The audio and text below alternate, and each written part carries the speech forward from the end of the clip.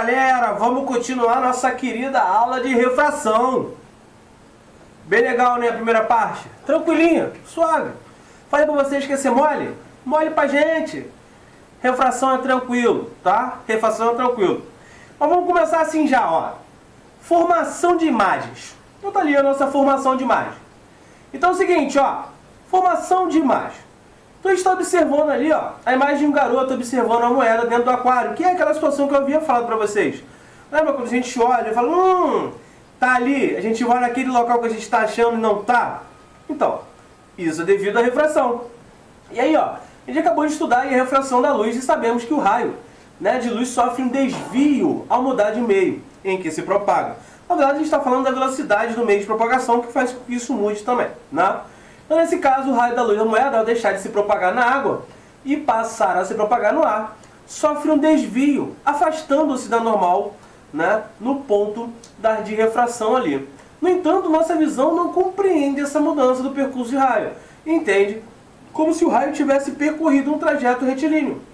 Desse modo, é como a moeda, né, se a moeda não estivesse naquela posição que a gente falou, indicada na figura, que é a continuação do raio refratado para dentro da superfície, tá? Então é aquilo que eu havia falado. Você olha para aquela posição, acha que está ali, a sua mente, ó, o raio de luz ele vai incidir aqui, ele vai seguir normalmente, eu estou vendo ali, vou pegar ali e não está ali. Ou seja, ocorreu uma refração, ou houve uma mudança, né, desse nosso raio. E nós temos dois exemplos aí, temos o exemplo do garoto e temos também ali o exemplo do copo, que é aquilo que eu falei. Você olha para o canudo e você vê, ué, o canudo está nessa e está quebrado. Quebrou o canudo, né? Quebrou o canudo. Não quebrou. Nada mais é do que uma refração. Beleza? Então, bom. Esse mesmo efeito ocorre para caso da colher, que a gente já viu também, que eu já falei parcialmente no copo. Então, os raios da luz da parte inferior da colher que está submersa sofrem um desvio ao passarem, né, da água para o vidro e por aí vai. No entanto, os raios da parte da colher que não está submersa sofrem um desvio apenas ao passar do ar para o vidro e do vidro para o ar, né? E desse modo tem a impressão de que raios vêm de diferentes posições e a colher parece estar quebrada, né? Então a gente tem um índice de refração do ar que a gente vê de uma forma e quando a gente chega na água tem outro índice de refração, né? Como eles não vão seguir o mesmo raio, parece que ela está quebrada. É o mesmo caso do garoto ali em cima. E aí a gente vai imaginar o seguinte. Bom, é importante lembrar do princípio da reversibilidade da luz. Bom, na situação da figura abaixo, o raio de luz que sai do peixe, né, P ali, ó, peixe lá embaixo, na posição X, tá vendo? E atinge o olho do menino M, que está aqui embaixo, ó. Então, quando o menino está lá na posição M, né, ele vê o peixe naquela posição onde? X. Beleza. E aí percorre o caminho X, Y, Z. Tá ali, ó. Então X, Y, Z. O menino tem a impressão de que o peixe está na posição P'. Lembra que a gente falou que ele, no caso, ele se aproxima, né? No caso ali, se aproxima da normal. Então é isso. O garoto está na posição M, ele vê o peixe na posição P'. Só que na verdade o peixe está na posição P, que é na posição X. Tá? Pelo princípio da reversibilidade da luz, o raio, né, que vai do olho do menino para o peixe também percorre o mesmo trajeto, no sentido inverso, X, Y, Z. Mas para o peixe, o menino está na posição M'. Né? Então o que acontece? Quando o garoto está na posição M, ele vê o peixe na posição P, sendo que o P, né, é onde o peixe não está, ele está na posição P'. E aí o peixe estando na posição P', né, ali, quando ele olha, né, para cima ali, o que ele vê? Ele vê, na verdade, o menino na posição M' e não o menino na posição M. Sinistro, né? Bem legal. E aí, a gente vai lembrar do caso do quê? Dos índios. Né? Pode lembrar também o caso do índio. O que tinha a questão do índio? O índio, quando ele vai, né, pegar lá a sua lança para pescar, né, o peixe, ele não joga exatamente na posição onde ele vê o peixe. Ele joga um pouco mais para baixo. Por quê? Porque ele, né, por costumes, né, digamos assim, por cultura, ele sabe que o peixe não está ali. Nada mais é do que um método empírico. Ou seja, ele fez testes Várias e várias vezes ele jogava e olhava e, cara, eu não consigo pegar o peixe. E aí, de repente, ele jogou uma posição um pouco mais abaixo e pegou. Falou, peraí, tem uma coisa errada aí. E aí você vai, ele foi testando empiricamente, testes e aí chegou a essa conclusão, que ele tinha que jogar um pouco mais abaixo. Mas chega lá pra ele e fala, não, cara, isso aí é de acordo do princípio, né, da refração e tal. Você vai explicar pra ele? Não, ele vai chegar pra você e vai falar, cara, joga um pouco mais abaixo, você vai pegar o peixe. Isso é que importa. Tá? E aí, dióptro plano. Então, um sistema construído por dois meios transparentes de refringência, né, diferentes, índice de refração diferente, claro, separados por uma superfície plana, é um dióptro plano. Os exemplos vistos anteriormente eram construídos de dióptros planos. Bom, determinaremos agora uma relação entre a posição real e a posição aparente da imagem que vemos no dióptro plano. Então, considera um sistema a água, né, um aquário, por exemplo, em que a gente tem a água, que é o meio transparente, e tem o vidro também, que é o meio transparente, representado na figura abaixo. Então vamos analisar a situação de um objeto, né, na água. Um peixe, por exemplo, o observador no ar. Anteriormente, constatamos que a imagem aparente do peixe formava-se, né, uma posição mais próxima da superfície da água do que a posição real do peixe. Bom, se vocês observarem ali, né, nós temos a interface da água, na superfície ali da água e do ar. A gente não está lidando com o aquário que eu falei, porque a figura deu ruim na hora que eu fui colocar. Nada mais justo, eu coloquei ali a imagem de um pássaro e a situação dos peixes lá embaixo na água. É a mesma coisa. Só não vai ter o aquário, né?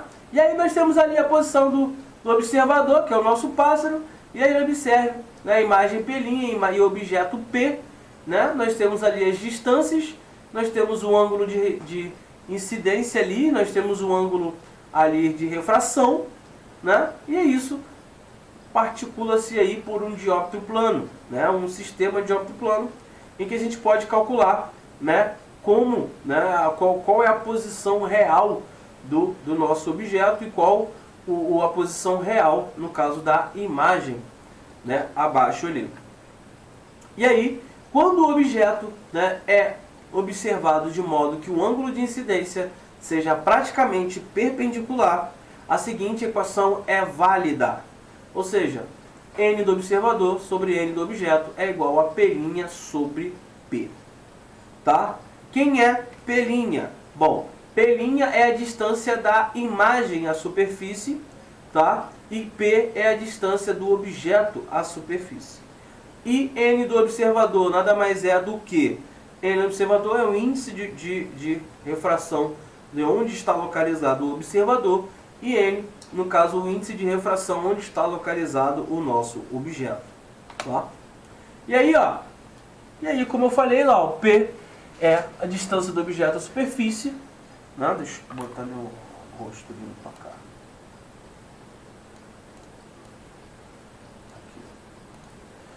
Né? Então, em P é a distância do objeto à superfície, P' é a distância da imagem à superfície, né? Como eu botei ali. Assim, se observarmos, né, o observador estiver no meio menos refringente, a imagem do objeto estará mais próxima da interface de separação dos meios. Se o observador estiver no meio mais refringente, ocorrerá o oposto, a imagem estará mais distante. Então é o seguinte, meio menos refringente e mais refringente. Isso é ligado ao índice de refração. Aquele que tem um índice de refração maior, a gente chama de meio mais refringente. E aquele que tem um índice de refração menor, a gente vai chamar de, né, aquele que tem um índice de refração menor. Beleza? É isso. Então, se estiver no meio mais refringente, a gente vai ter a imagem mais distância. Se a gente estiver no meio no caso menos refringente, a gente vai ter o objeto mais próximo. Beleza? Então, ó. Então, vamos lá. Vamos fazer um exemplo. Deixa eu botar aqui meu rostinho lindo aqui. Aqui, bebê, fica aqui. Então é o seguinte, tá? Um tanque tem 6 metros de profundidade. E está cheio de líquido de índice de refração igual a 1,5. Então eu vou botar aqui, ó. N do líquido igual a 1,5. Tá? Uma pessoa observa o tanque em uma direção oblíqua à superfície do líquido. Determine a elevação aparente, né, da profundidade no tanque que a pessoa observa. Bom, N do líquido a gente já tem. N do ar, né, é o que a gente precisa. Né? E aí, normalmente, o N do ar ele é igual a... Normalmente é igual a 1. Tá? Então a gente vai fazer isso aqui, ó. N do ar sobre N do líquido. Né? E aí, a gente vai ter um tanque que tem profundidade de 6 metros. Então, ó, o do líquido é 6 metros. E aí, a gente vai ter aqui ó, o nosso P', que é o que a gente quer descobrir. E aqui a gente vai ter 1 sobre 1,5 é igual a P' sobre 6.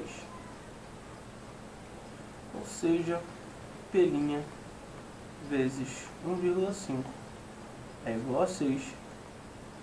P' é igual a 6 por 1,5, que isso é igual a 4. Beleza? Só que a gente descobriu o que? P'. E aí, ó, lembra que a gente tinha? A gente tem o ar e tem o líquido. Quem tem, né? Quem tem o menor índice é o do ar. E olha aqui, ó. Assim sendo, se o observador estiver no meio menos refringente, a imagem do objeto estará mais próxima da interface de separação dos meios. Que bonitinho, que bonitinho. E aí a gente faz isso, ó. Né? Então, se a gente descobrir o P' igual a 4, é como se ele tivesse aqui, ó. Nós temos a superfície, né? Temos o total, né? O total do líquido é de 6, menos o meu P' vai dar a posição do meu objeto. Por quê? Se estiver na posição P', quem a gente descobriu na posição P'? A gente descobriu, na verdade, a imagem. Mas o meu objeto vai estar realmente aonde? Na posição P. Então a gente tem 6 menos o P' que a gente descobriu que é 4. E aí a gente descobre que o nosso P é igual a 2. É onde está o meu objeto. Opa, não é aqui. Agora foi. Tá? Ou seja, a 2 metros. É a posição do meu objeto. Avanço. Mas e aí se, por exemplo, se o índice do ar fosse maior do que o outro índice? Beleza. Aí seria o 4. Tá? Ou seja, quando tiver for do menor para o maior, tá? O objeto vai estar mais próximo à superfície. Quando for do maior para o menor, o objeto vai estar mais distante da superfície. Belezas? Suaves? Então vamos embora. Ângulo limite, tá? Deixa eu botar a minha imagem um pouco menor aqui. Então, ó, ângulo limite. Então, ângulo limite, reflexão, é quando vai ocorrer a reflexão total. Então, ó, quando o feixe de luz atinge uma superfície, 3 fenômenos podem ocorrer: reflexão, refração e absorção. Beleza? E aí é o seguinte, a reflexão faz com que o raio não atravesse a superfície e permaneça no mesmo meio que estava se propagando. Né? A refração permite que atravesse, né, e continue se propagando no outro meio. Já a absorção impede que a luz continue se propagando. Em geral, esses 3 fenômenos ocorrem em quantidades diferentes, isso é, parte do feixe de luz é absorvido, parte é refletido, parte é refratado. Vamos estudar em casos particulares, né, muito interessante, a reflexão total. Um raio de luz é refratado, afastando-se da normal. Ao atravessar a interface do meio, mais refringente para o meio, no caso menos refringente. Como no exemplo aqui. Considere o caso da figura, nela um raio de luz atravessa a interface da água, né, meio A no meio B. Olha o que acontece. À medida que, olha o meu ângulo aqui, ó. À medida que esse meu ângulo aumenta, ó, o que acontece? Esse aqui, ó, diminui. Então, à medida que do meio A para o meio B eu vou aumentando esse ângulo, ó, nesse caso aqui eu aumento, ó, esse é maior do que o anterior, o de cima vai ser o quê? Menor do que o daqui. Só que vai chegar um momento em que eu vou aumentando isso aqui e vai chegar no limite em que esse meu ângulo vai fazer com que esse raio refratado, ó, saia aqui, ó. E aí esse aqui a gente chama de ângulo limite, né? A gente chama isso de ângulo limite. E aí, ó, à medida que o ângulo de incidência aumenta, o ângulo de refração também aumenta, né? E o raio refratado se afasta da normal. Para um determinado ângulo de incidência L, o ângulo de refração é de 90 graus. Esse valor L é denominado de ângulo limite de incidência. A partir da lei de Snell, né, NA vezes seno de incidência é igual a NB vezes o seno de refração. A gente tem que NA vezes o seno do quê? Do ângulo limite. É igual a NB vezes seno de 90. Só que quem é o seno de 90? 1. E aí a gente tem que o seno do ângulo limite é igual a NB sobre NA. Beleza? Claro, NB menor, NB, e no caso sobre N maior. Então esse ângulo limite é sempre, né, entre o índice de refração menor sobre o maior. Por quê? Porque a gente tem que lembrar que o valor de seno, né, ele vai se localizar ali entre -1 e 1. Tá? A gente vai ter ali os valores entre -1 e 1. Como a gente não vai ter aquele valor ali negativo, a gente vai ter valores entre 0 e 1. Tá ok? Beleza? Então esse número ele não pode, tá? Por isso que tem que ser um menor sobre o maior, para que dê um valor menor do que 1. Tá bom? E aí, ó, se o ângulo de incidência for superior ao ângulo limite, não haverá refração, né? A luz incidente será totalmente refletida. Esse fenômeno é chamado de reflexão total. Tá? Observe que as seguintes condições devem ser satisfeitas para que ocorra a reflexão total. Então é o seguinte, a propagação da luz deve ocorrer do meio mais para o menos refligente. Para justamente chegar naquela situação, você ter o N do menor sobre o N do maior. Tá? O ângulo de incidência deve ser maior do que o ângulo limite, ou seja, I maior do que L. Beleza? Então esse ângulo de incidência deve ser maior do que o ângulo limite. Nada mais justo. Nada mais justo. Vamos fazer um exemplo. Tá? Vamos fazer um exemplo. Então aqui, ó, para finalizar, fiz o desenho aqui. A fibra ótica é construída de uma estrutura cilíndrica de vidro, composta basicamente por dois materiais diferentes, sendo o interno o núcleo e o externo a casca. A fibra ótica é basicamente a estrutura de uma fibra ótica. Então tá ali, vocês estão vendo, é isso aí. Não tem como você não ver a fibra ótica aí.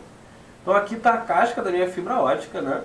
E aqui tem o nosso ângulo limite. O que ele quer na verdade? Ele quer que calcule esse nosso ângulo limite, né? Sendo que isso aqui, ó, vai ficar aqui, na casca. E aí, a gente só vai calcular como? Então, ó, N2, lembrando que, ó, parte do, como foi falado aqui, ó, o ângulo de incidência deve ser maior do que o ângulo limite, ou seja, I maior do que L. Então, a gente já levando em consideração que o nosso I é maior do que L, a gente tem N2 vezes o seno desse nosso ângulo limite, vai ser igual ao, no caso, N de quem? N do ar, vezes quem? O seno de nosso querido 90 graus. E aí nós temos N2, que é da casca, nós temos 2, vezes o seno de L. É igual ao N do ar, que é 1, vezes o seno de 90, que é 1. E aí nós temos que seno de L é igual a 1 dividido por 2. Ou seja, qual o nosso querido arco que tem, né, cujo seno é igual ali a 1 sobre 2, a gente sabe que nosso L é igual a 30 graus. Tá? É só isso que ele quer que calcule. No mais, beleza, galerinha? Então, é isso, tá? É isso. Voltei, mas não voltei assim tão mal. Voltei bonzinho, tá? Então, o que a gente precisava entender com relação à refração, né? Refração, aquela formulinha básica, né? Entender que a velocidade da luz do vácuo ela é maior. Então, a velocidade da luz em qualquer outro meio tem que ser menor do que a velocidade da luz no vácuo. Isso é importante lembrar. Tá? Outra coisa que é muito importante da gente lembrar é essa questão do ângulo de incidência e ângulo de refração, sempre em relação à nossa normal. Tá? Lembrar que o índice de refração ele é uma grandeza adimensional. Tá? Beleza? Então, a gente lembrando todas essas, né, essas relações, todas essas leis, né, por exemplo, a lei de Snell ali, que é importantíssima, tudo vai ficar muito simples pra gente, tá? Tudo é muito simples e lembrar, claro, que a nossa refração é a mudança de meio e que com a mudança de meio, o que muda é a velocidade de propagação da luz naquele meio, que vai ocasionar, tá, a diferença, né, do índice de refração dos meios. Tá bom? Beleza? Então espero que a gente tenha entendido aí, pessoal tenha entendido. Uma boa volta pra gente. Vamos continuar, tá? A gente daqui a pouco finaliza toda a parte da matéria, vem com revisão. E aí ano que vem, só a nossa aprovação nos aguarda aí. Beleza? Tenham todos um ótimo retorno. Um beijo, um abraço e Wakanda Forever, rapaziada.